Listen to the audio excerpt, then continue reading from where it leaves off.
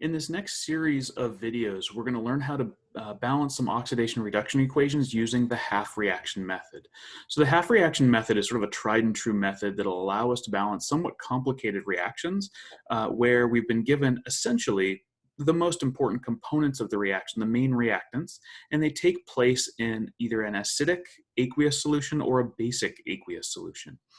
Now, there are a number of steps to follow, and this can be a somewhat tedious process, but once you kind of get a hang of it, it's sort of like doing a Sudoku, right? You follow the rules, you use some analytical skills and put the puzzle together, and at the end, you come out with a really nicely, elegantly balanced chemical reaction. And so what I'm going to do is I'm actually going to break this whole topic apart into basically three parts. The first part we're going to look at is we do need to remember how to assign oxidation numbers to elements. So this is a set of rules that you need to know how to use, and this is something you really need to have memorized. So it is a general chemistry course, which is a foundation for future courses. And understanding how to identify oxidation numbers is extremely important without going and looking at a set of rules every time you need to balance and figure out an oxidation number. And so here you need to sort of basically become very familiar with these oxidation rules. Now, sometimes you're going to be using rules that you've done many times before. You might be using the rule that says that oxygen has a -2 oxidation number, right? And that's going to be the case in most compounds, right? It's going to have a -2 in most compounds unless it's a peroxide or if it's bonded to fluorine. So this whole set of rules is things that in general you're going to be familiar with, but you need to make sure you're more than just generally familiar with them, that you actually have some of the specifics. So we'll walk through the rules in this first this first video of the set for assigning oxidation numbers. Then we're going to walk through the steps, the rules for balancing redox reactions, and then we're going to do, and that'll be the first video. The second video will be balancing a redox reaction in an acidic solution, and the third will be balancing a redox reaction in a basic solution. So rule number one for assigning oxidation numbers. The oxidation number of an element, okay, an element is, remember, that's in its free state. So the oxidation number of an element, okay, is 0. Okay, anytime you have an element, that's 0. So keep in mind, you have things like solids, liquids, gases. Anytime it's in its elemental form, it's 0. So those homonuclear diatomic gases, those are ones that have an oxidation number of 0. So oxygen gas, nitrogen gas, etc. If you have a monoatomic ion, right, so just one atom, if you have that monoatomic ion, its oxidation number is just the charge of that ion. Okay, and so if you have an ionic compound, we're still using those rules for ionic compounds. And so this is one of those things that you should be familiar with, right? So the oxidation number of a monoatomic ion is the same as the charge. So sometimes I'll slip into a shorthand where I say charge on an element in a covalent compound, and really I'm just meaning oxidation number. But when we use oxidation number, we're sort of doing something similar to assigning charges to ionic substances.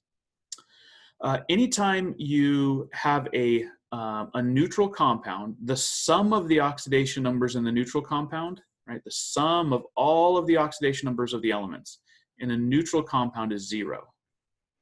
In a polyatomic ion, the sum is equal to the total charge on the ion. Okay, so if you have a charge on something, that has to be taken into account. If there's no charge, the sum of the oxidation numbers is 0. Okay, and so that'll allow us to look at some elements that have oxidation numbers that are different in different compounds. For example, nitrogen will have a different oxidation number in nitrogen dioxide than it will in nitrogen monoxide. Okay.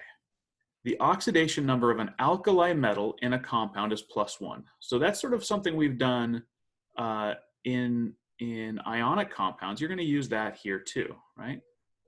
The oxidation number of an alkaline earth metal is going to be +2. That's a good one to use also, right? These are, again, metals, and so we can use those rules all together, okay? The oxidation number of oxygen is usually -2.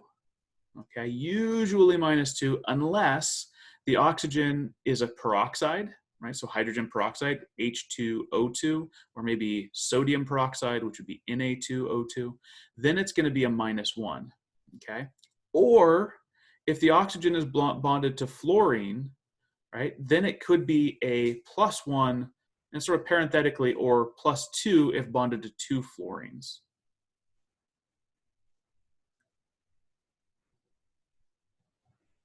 Okay, and so that's a key one for us. The next one is for hydrogen. Hydrogen and oxygen are very commonly found because they're in aqueous solutions, and a lot of redox chemistry takes place in aqueous solutions.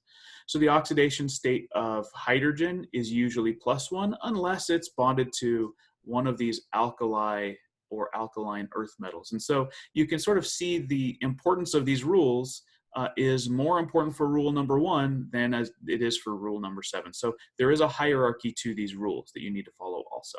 Okay. So if oxygen, or if hydrogen is bonded to, say, sodium, right, then it's a sodium hydride, and a hydride has a -1 charge. Okay. And the other one we really need to know is that for halogens, the oxidation number is usually -1. For fluorine, it's always -1 in a compound. Remember, in a compound. Chlorine, bromine, iodine are usually -1 unless they're in combination with oxygen or fluorine, and that's when where they can vary. In fact, you'll see that the oxidation number of chlorine and bromine varies depending upon how many oxygens are bonded to it. And so that's what we're going to be doing. We're going to be using this hierarchy of rules to determine the oxidation numbers of the various elements, and then we're going to put those values together to balance these redox reactions. So let's look at some rules for balancing these redox equations. So the half reaction method is going to actually utilize those oxidation numbers to start us out down a path. Okay, this is going to take some complicated chemical reactions and make it simple to balance them in what otherwise would be very difficult to do just by inspection. In fact, a lot of these redox reactions don't even include water that might be involved in the reaction. And so the half reaction method goes as follows. The first step is where we assign oxidation numbers and identify what's oxidized and what's reduced using the oil rig notation that we talked about earlier in chapter 4. We're going to use those tie lines in this oil rig notation, or of course you can use Leo-Gur notation. That's fine also. Just depends upon what you learned, right? Either way is good. And either way that you prefer, whatever you're more comfortable with it, as long as you stick to oil rig or Leo-Gur, be consistent. The second part we're going to do is we're going to break apart this redox reaction into 2 half reactions. So you're going to have an oxidation half reaction and a reduction half reaction. Now these half reactions are really just the compounds and potentially elements that are involved in a reduction or an oxidation. So you're basically splitting it apart, and you can deal with one part of it at a time. Now, this is going to mean that if you have an oxidation half reaction, you need to make sure that all of the elements that are involved with that, whether or not they're being oxidized or reduced, that those elements that are involved in that half reaction are in that half reaction when you transpose it. Okay. The next thing you're going to do is you're going to balance all of the elements other than hydrogen and oxygen. Okay, so step 3, you're going to take and look at each half reaction individually. You're going to balance everything except oxygen and hydrogen. And the reason for that is these reactions are taking place in aqueous solutions that can be either acidic or basic. And we're going to have other ways of balancing hydrogen than just doing it by inspection. So essentially the third part is just by inspection, and we'll see that when we go through the examples. The next thing we're going to do is we're going to balance oxygen.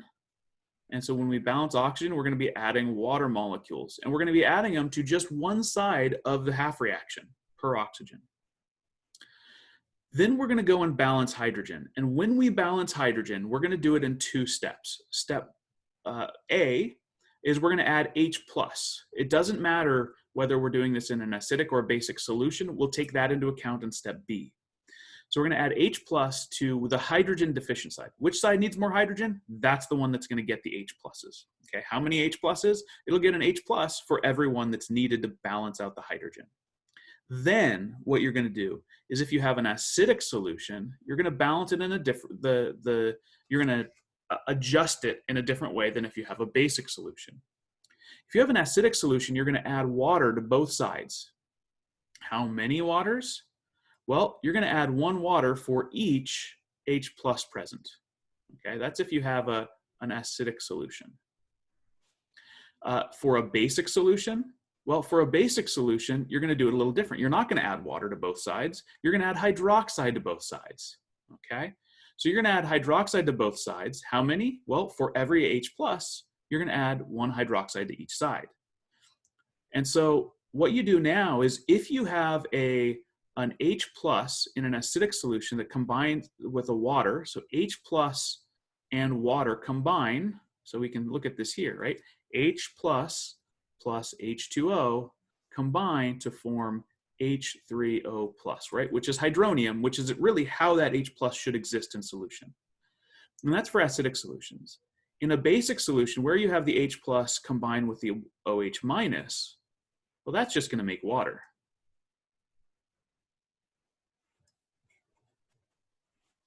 And so that's going to be something we're going to do to balance out the hydrogens and then get this into a physically meaningful form as well, where we have hydronium ion and hydroxide ion as the 2 ions that exist in these chemical equations. There are some other ways that you might have seen to balance this, but I am expecting you to have all of your hydrogen ion existing in a chemical reaction as a hydronium ion. So if you have H pluses, you need to make sure you change them into H3O plus. The next thing we'll do is we'll balance charges. So once this is all balanced, you may have an imbalance in overall charge. And so to get that balanced out, we're going to actually be adding electrons to one side of the equation. So what we're going to do is we're going to figure out, well, based on the number of ions and the charge on these ions, what is the total charge of all the ions on the reactant side? And then we're going to do the same thing for the product side. What is the total charge of all of the ions on the product side? We're going to compare those two. We're going to take the difference. The difference between the total charge on the reactant side and the product side will be the total number of electrons that you need to add. And those electrons you're going to want to put on the more positive or less negative side of that reaction. Then what we're going to do is we're going to balance out electrons between the 2 half reactions using the least common multiple method. So if I have a half reaction that's an oxidation half reaction that has 1 electron in the product side, and I have a reduction half reaction that has 2 electrons in the reactant side, then what I'm going to do is I'm going to multiply the oxidation half reaction by 2 to make sure that the number of electrons that are being produced in the oxidation half reaction equal the number of electrons that are being gained in the reduction half reaction. And then we're going to recombine those half reactions. We're going to do it by putting them together and then removing like terms on both sides. Now we're going to do this in such a way that we kind of remove those like terms as we go. If you want to do it in a more structured manner where you can remove the like terms at the very, very end, that's fine. By all means do that.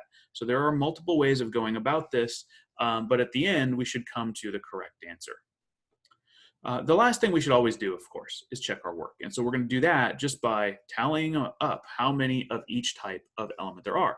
So we're going to use, in our next video, we're going to use these rules to start balancing redox reactions. And we're going to start doing that with an acidic solution. Okay, so a redox reaction that takes place in an acidic solution.